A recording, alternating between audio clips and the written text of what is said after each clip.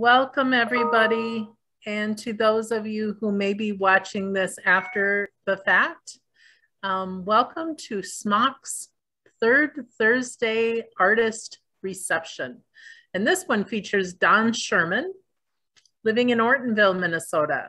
We are so happy to have Don and his artwork in our gallery. The SMOC Gallery is located in Marshall. It is on North 3rd Street. And our general office hours are Monday through Friday from about 8:30 to noon and from 1 to 4:30. So if you would like to see Don's work in person, we welcome you to the gallery.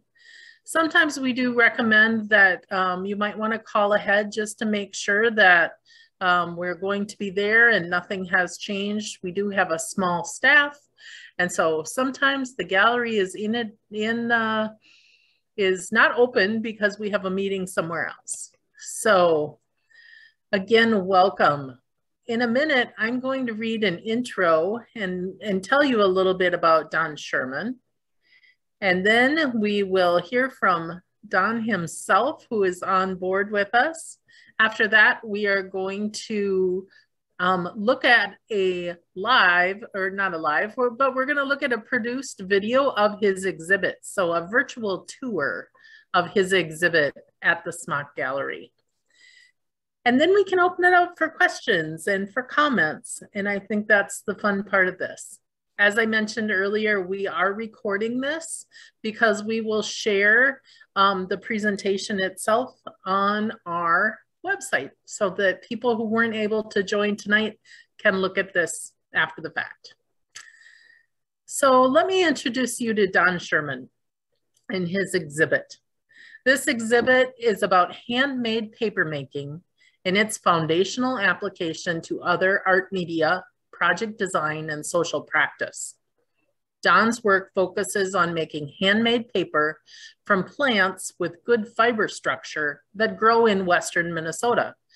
His attention connects to the earth's raw materials and how they appeal to conservation, well-being, aesthetic expressiveness, and social engagement.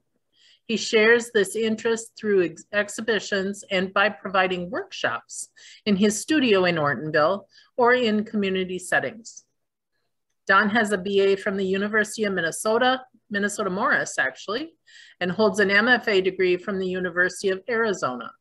With the help of a grant from SMOC, he completed a papermaking internship at Cave Paper, which is located in Minneapolis, in 2020. The grant also contributed to outfitting his studio with tools, equipment, and know-how to understand efficient and effective ways to produce paper that is indigenous to the region and suitable to the new forms of expression that are appearing through exhibits and workshops he is developing in the region. And so I am just so happy and pleased to have Don's work exhibited in our gallery, and he's right here. Don, you have a few words to share with us and talk a little more about your work? Sure, yeah.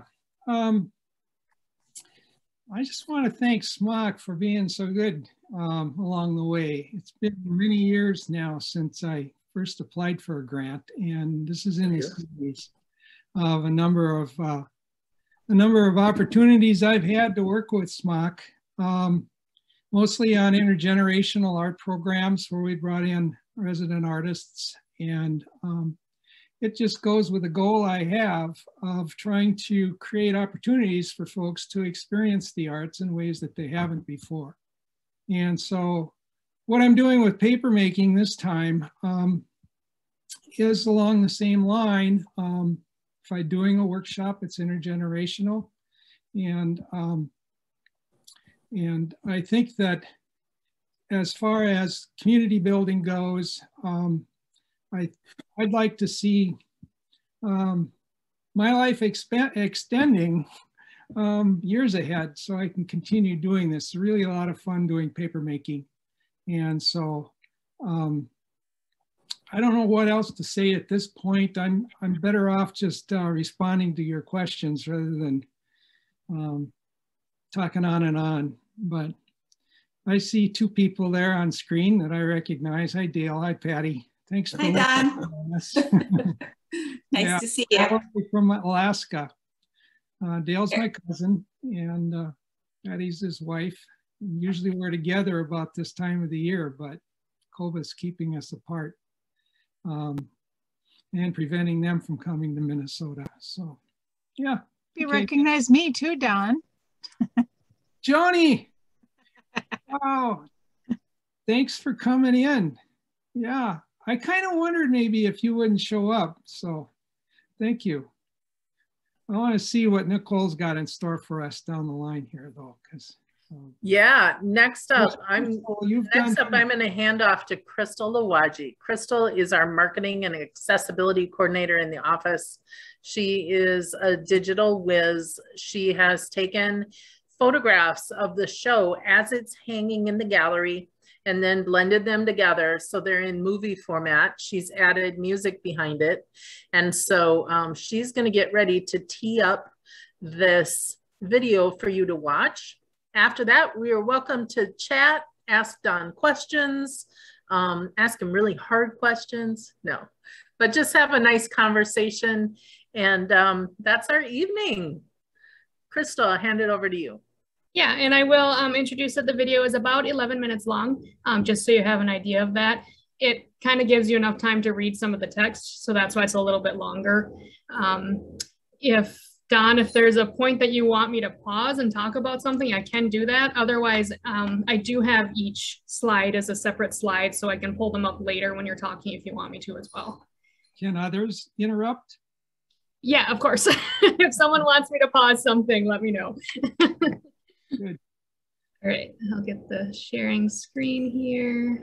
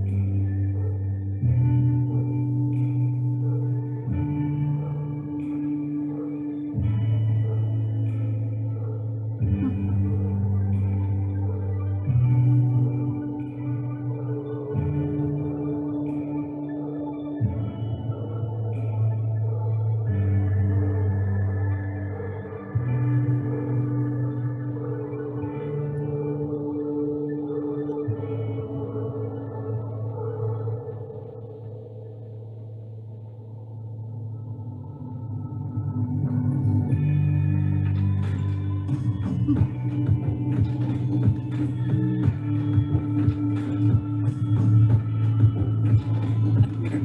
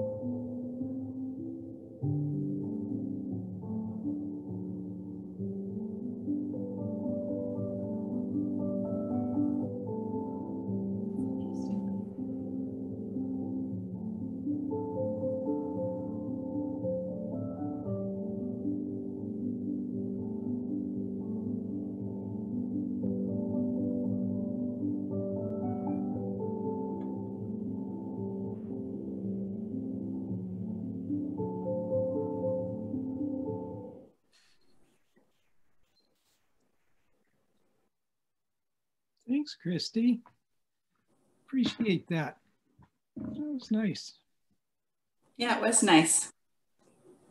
I have to say, I think that the little seeds, the cottonwood seeds, follow me wherever I go in the office.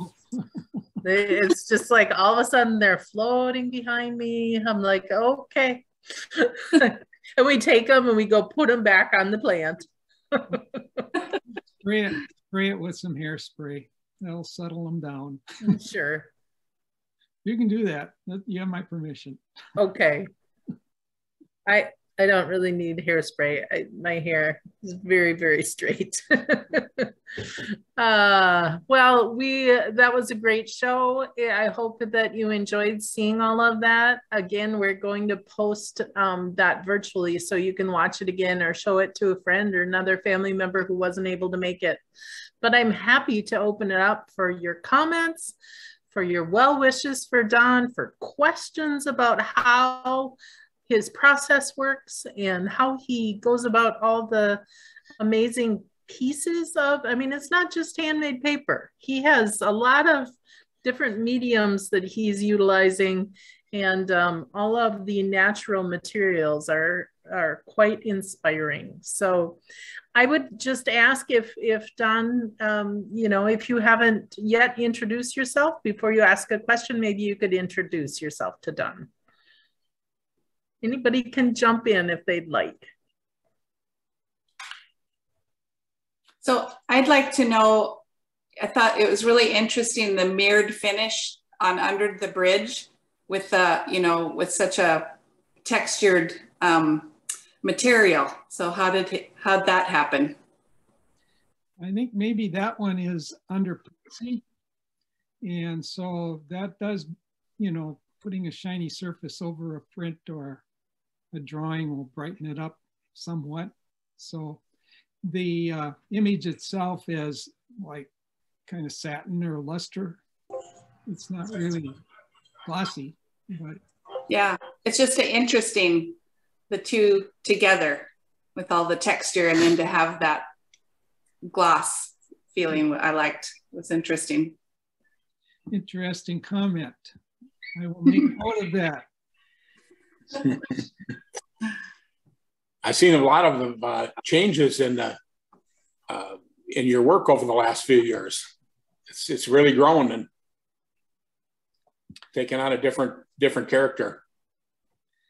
Well, it's all about having a good time and enjoying things so much. I think that it's wonderful to have a place to work in, thanks to SMOC and a lot of hours of labor, and Jan Nordic, who lets me work in her building. So, yeah. Yeah, it looks like you've been busy. Yeah. It's a lot of work. It's nice. Yeah. Yeah.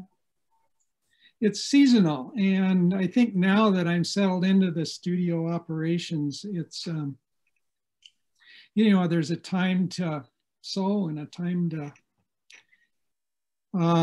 just maintain and take care of plants and watch them grow. And then there's a harvest time. And so we're going into a time now when I've got a pretty good storehouse of pulps and things that I can use through the winter.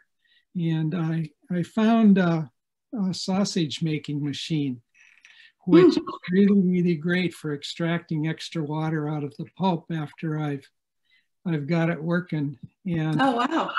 And so I just crank that thing down, and it puts a good sized, maybe a 8-inch round pad of 1 to 1.5 inch thick pulp. And then I drop it in a plastic bag and throw it in the freezer.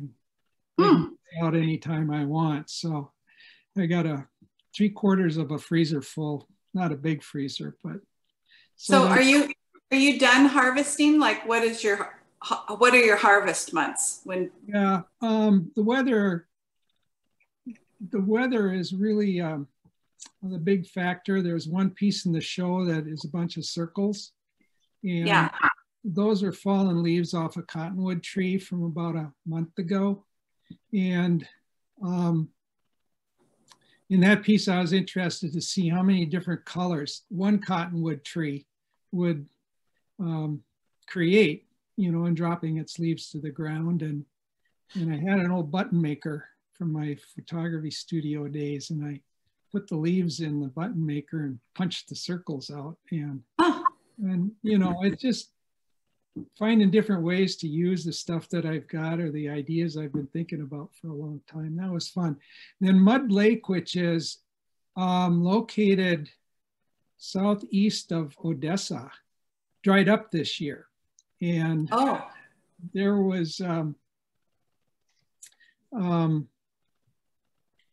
well, they drained it, but then with the drought this summer, it really went dry, and we could actually walk across it if the plant growth wasn't so thick. But I got my nettles from Mud Lake, and they were growing in this old lake bed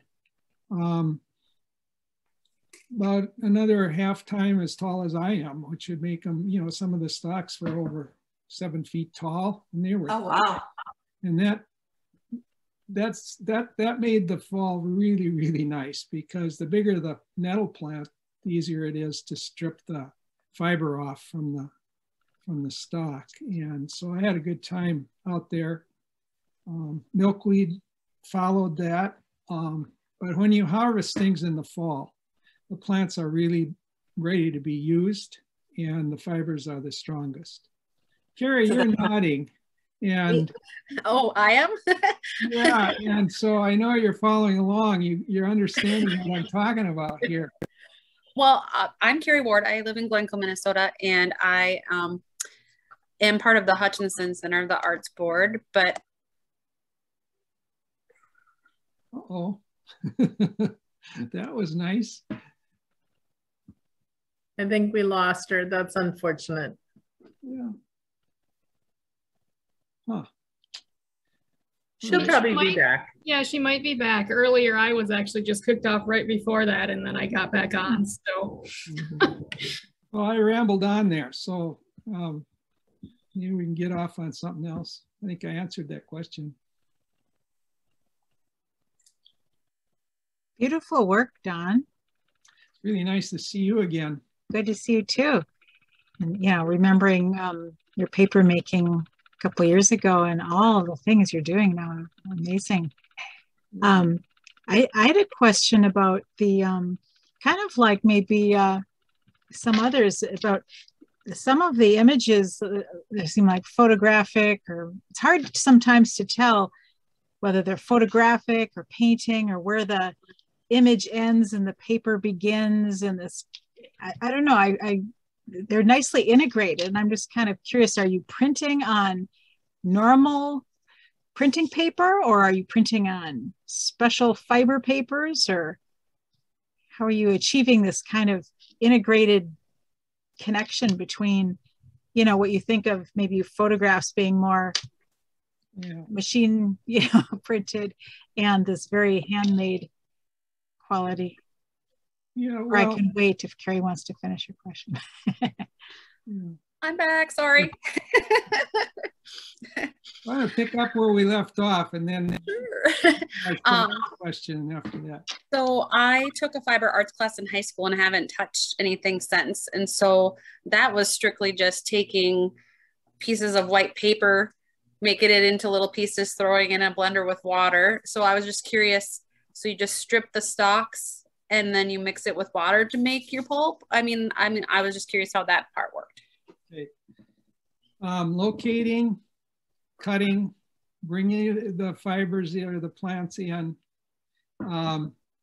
retting them is a really necessary process in most cases.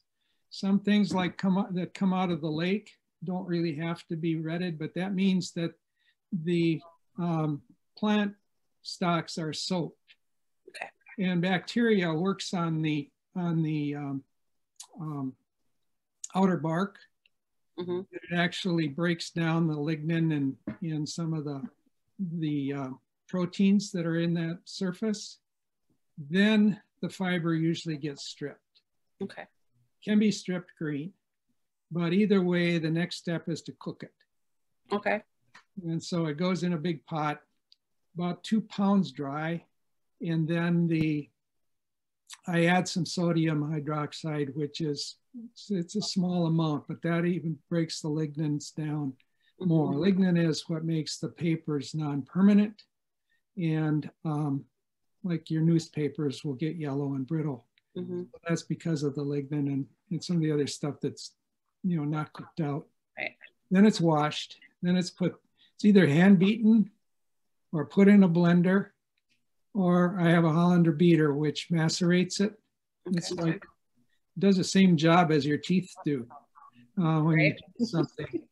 It just grinds it up into really small particles. And so once that's then done, I mentioned that I take the pulp out, and then I squeeze the remaining water out of it, and use it right away or freeze it. Right, and then sometimes you can lay it out on a screen to make it flat, right? Versus keeping it in your pulp pile because it's hard to manipulate to make it thin. So I mean, you're really good at that. Well, this will lead into Janae's question too, but the process next would be to take the pulp and mix it with water to a consistency that I'd desire for how I was going to use the paper. If I wanted to make a mat for a picture out of the paper, I would use a heavier pulp in the water. And it would be thicker on the mold and decal, which is the frame and the screen, that filters out the water and leaves the pulp on a sheet. There is another video that Smock posted, and that shows some of the process. It was done in my studio, and that might clarify a few of these things that I don't know if I'm speaking in pictorial language or not, but for a thin paper, like a cigarette paper, the amount of pulp to water is very, very thin, slight. And so that's all a matter of control. Right. Does that cover what you wanted to know? Sure. I had a very minute experience with it, and then just curious. Plus, I'm a master naturalist volunteer as well. So like when you mix all your plants with the paper stuff, that's like super cool. So I like really nerded out when I'm reading all stuff about your different plants you use. That was pretty cool. So thank you. Okay. You could lead a field trip through one of Don's paintings, just like nature interpretation. We'll pick up on your question, Janae. I think that what you're seeing is mixed media. And the images are often combinations of old work that I've done that I reconstruct or redesign or repurpose. And I'm doing that simply to see how the images in one form and in one kind of material take to the paper that I make. So I'm not using any commercial papers. Every image is on a piece of paper that I've made. And so what I'm looking for is a compatibility with mediums. So if I'm doing a lino cut, which I'm working on now, or if I do a watercolor on my own paper, I want to know how that paper responds and handles. And I think there is something in working ahead in this world of paper making. Our plants around here are unique to this area. The kind of stuff that grows in Thailand or in Japan or in the Middle East, I think are entirely different plants than we grow here. Some of the Middle Eastern plants are being grown in southeastern states. But this business of regionalizing our knowledge of the plants that we have available that have really good fiber is basically what I'm trying to do when I'm locating plants and learning to understand what their structure is, how they're designed. And there's a beautiful inner structure to every plant that I work with. And so I'm going through a variety of different kinds of plants. For instance, I love,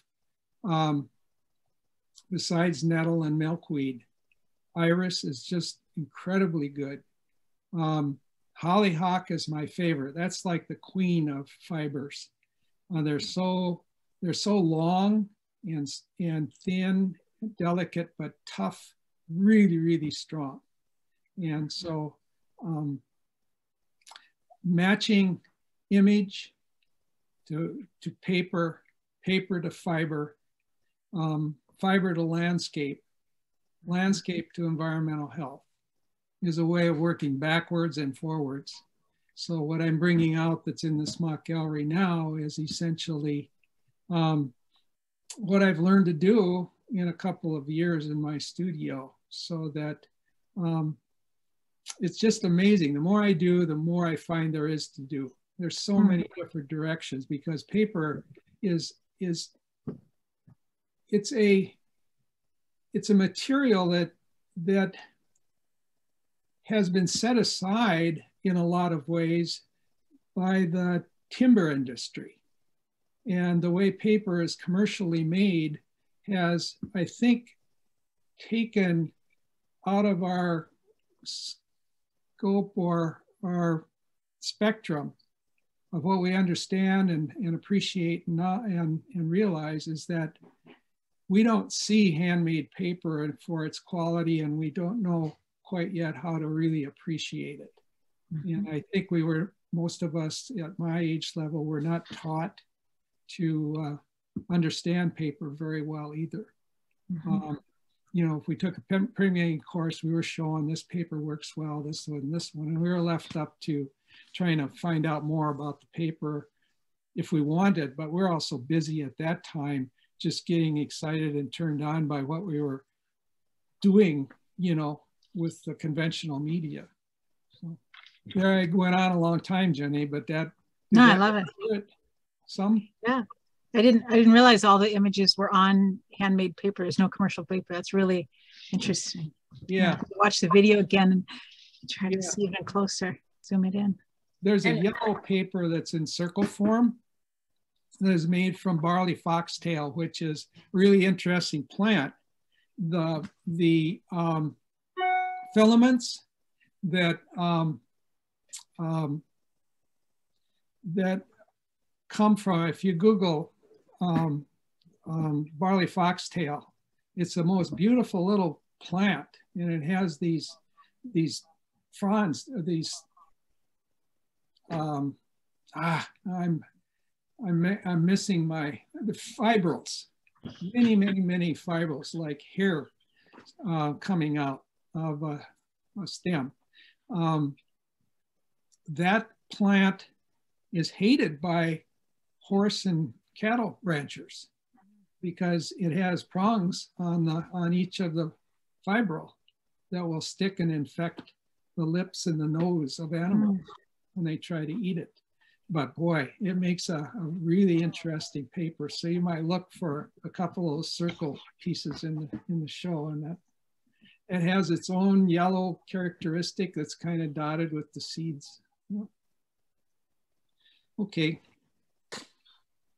I think it's cool that you use hollyhock. That's such an old flower. Like that's the flowers I got from my grandma that I grow in my yard. I mean, that's very nostalgic, pretty cool. Yeah, yeah.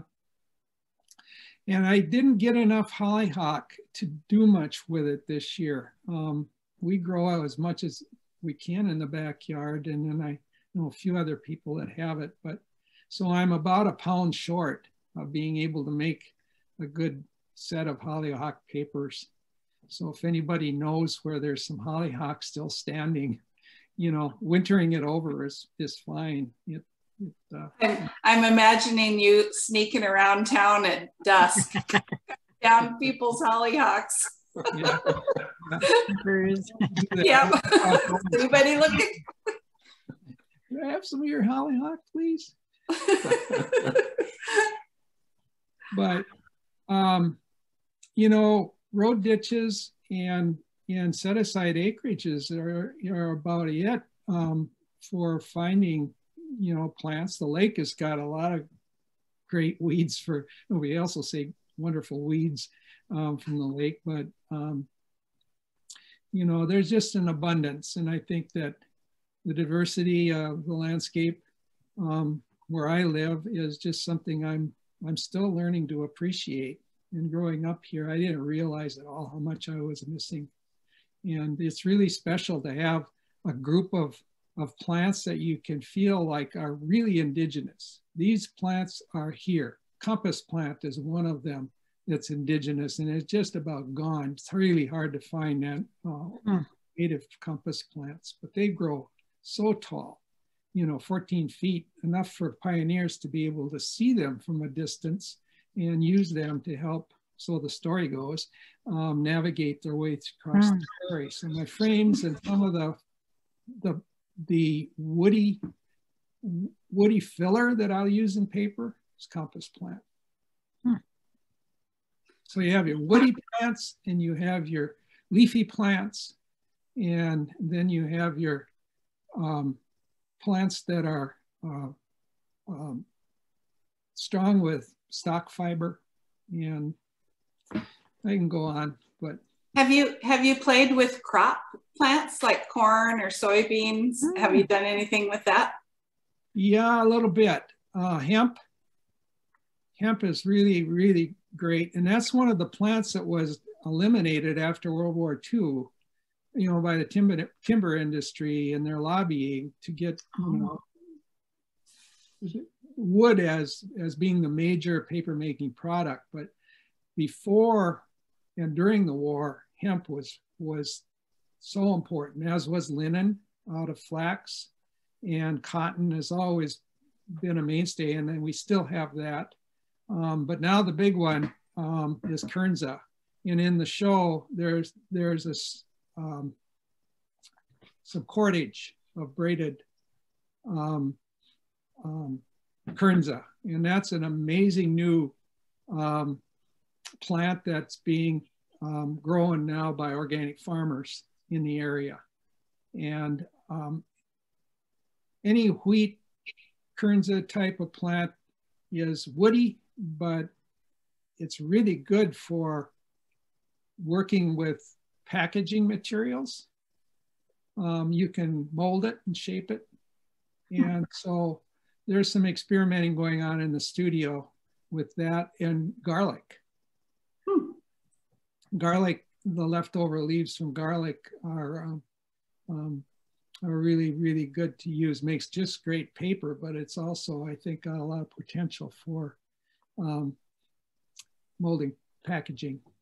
And the family that grows the garlic here have 2 girls, and we're kind of working up a project to figure out how to market their garlic with their own garlic byproducts. Yep, it's a big, paper making's a big world. The history is incredible and ancient. I think I have a list of about 24 things that we could be making, unique things, usable things out of the paper now. So maybe in the next exhibit, you'll see some of that. And I have a question. Are there any garden plants that you've played with to make paper? You know, things like people grow in their gardens, like potatoes or, you know, anything like that?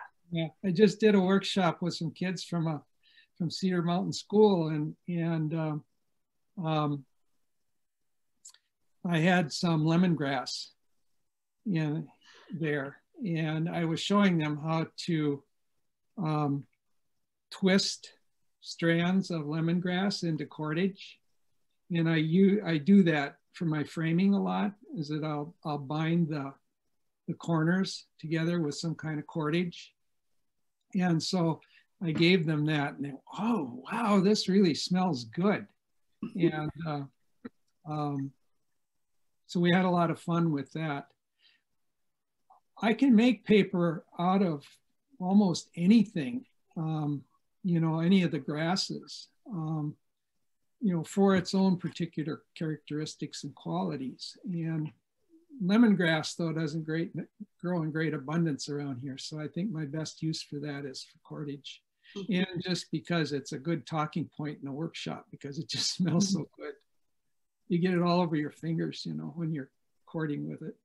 You know what cording is, right? Yep. Yep. Okay. Yep. Yeah. And that's such a relaxing thing to do too. Just sit back and watch TV and do cordage. You don't have to count like you do with knitting or crocheting. Another question? Or are we done? Curious about your 12 different ways to use paper, and how the intersection of usefulness and artfulness, you know. I don't want to get too much away, but when I do my workshops from now on, I think what I'm going to do is work on a more collaborative basis with people. I've been talking with a person who does quilting, and she's a really excellent quilter. And we were discussing, well, what if we combined cloth and paper? And a lot of fibers are, you know, bark fibers have been used in ancient days for clothing and things like that. So I think that's an interesting project, is mixing, you know, media. But luminaires are so popular and important in India, and I can see somebody really being interested in that. I've got the workings for a night light that will turn off and on with light and motion. I'm thinking that might be a cool thing to try with somebody who knows the science of putting together LEDs and with a battery and transformers and stuff. Another one is that we're thinking about is papercrete, which is concrete and paper. I've used some of that in my framing, where I put a solid material with the paper and cast a frame. And so I think molding and casting is really a good thing. Might be some economic potential there too.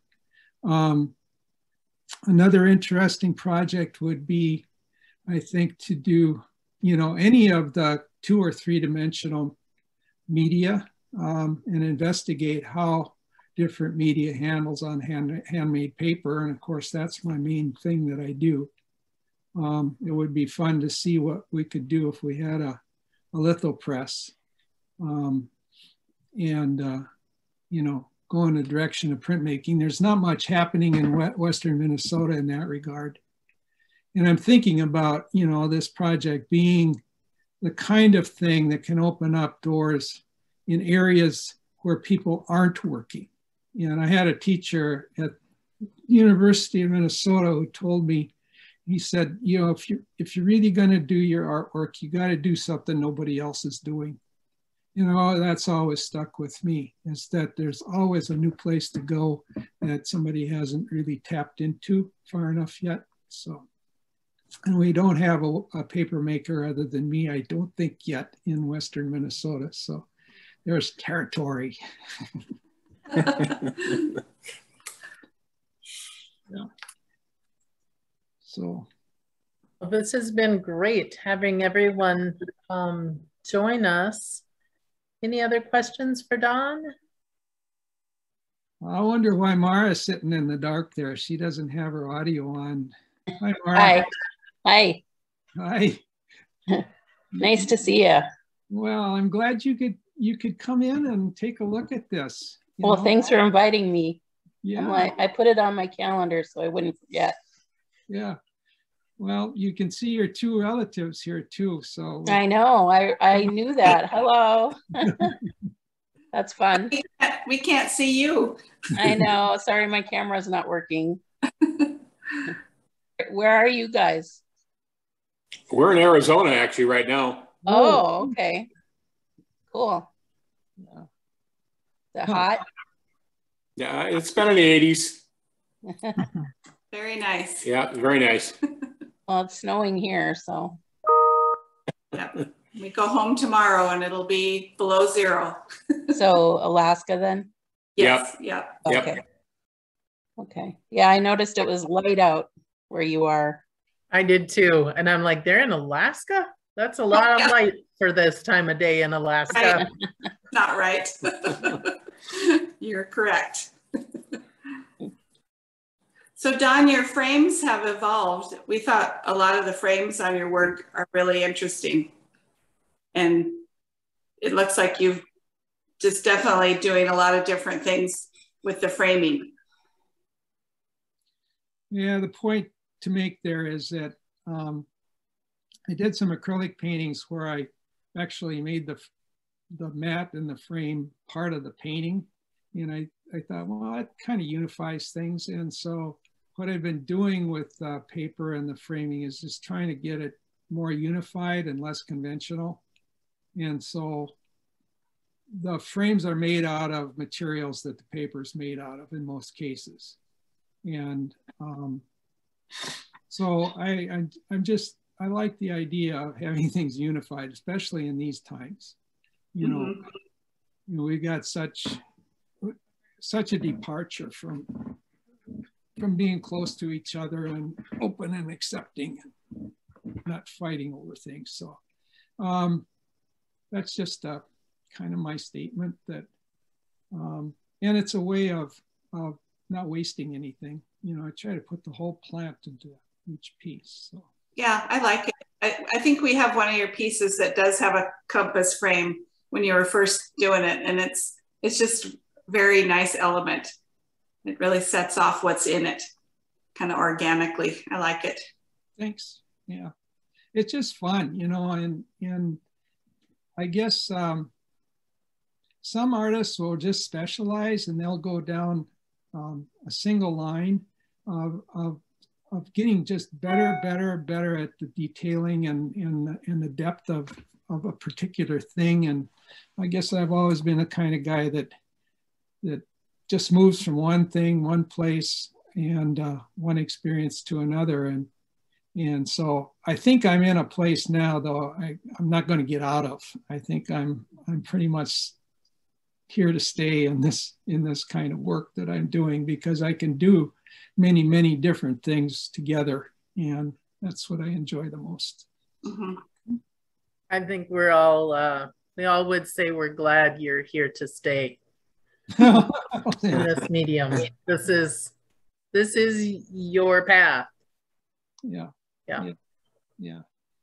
Well, we'll just see, you know, we can keep growing the arts out here in Western Minnesota, and times are changing, and so I guess we're here just to witness what that's about and try to respond to it in some way. Carrie, if you ever want to come to Ortonville, just give me a call and we'll let you make Thanks. I loved camping out at Big Stone Lake and going to the wildlife refuge. I went through Odessa, so I knew what you were talking about when you were talking about Odessa. So it's a lovely place out there. I totally would come and see us sometime. Thank you. Drop me an email so I have your address, and if something's going on, I can let you know what's happening. And for that matter of fact, anybody that watches this, same thing stands, is that my studio is pretty much open. It's a makerspace kind of thing, and to get things started, it's just the important thing is meeting people and sharing things that we have so we can grow together. Okay. And I did put Don's website in the chat. So his contact info is within the website. Yeah. Well, that's another thing that I want to work on this winter too, is my website is not an up-to-date thing, but there'll be some new things, maybe a few of these videos we've been doing, and keep you posted. So thank you for coming in on this tonight and letting me just talk away. It's been really interesting. Yep. Yeah. Very interesting. Yeah. We've missed our last 2 years of being able to see your work in person. Well, maybe you should come this spring. We're thinking on it. We just might. Sounds like an invitation. Yeah. There you go. Janae, thanks for staying in touch. You know, it's been nice and following you along, and keep doing that, okay? Yeah. Couldn't pass up this opportunity to see what you've been up to and connect. Yeah. Well, thank you all for spending time with us. We are excited to exhibit John Sterner starting in January. So Don's exhibit will be up through December 17th. Then we take a little holiday break. And early in January, John Sterner, a Lakota artist, will be exhibiting his large scale paintings. So check in with us again in January. We'll do another virtual artist reception then. Right. Thank you for your time, Don. I appreciate it. Thank you. Thanks all. Good night. Yeah, Thank you. Thank you. It was really nice to be able to see the show since we couldn't do it in person this year. Good. Yeah. Appreciate it. Yeah. Okay. Good night. Stay healthy.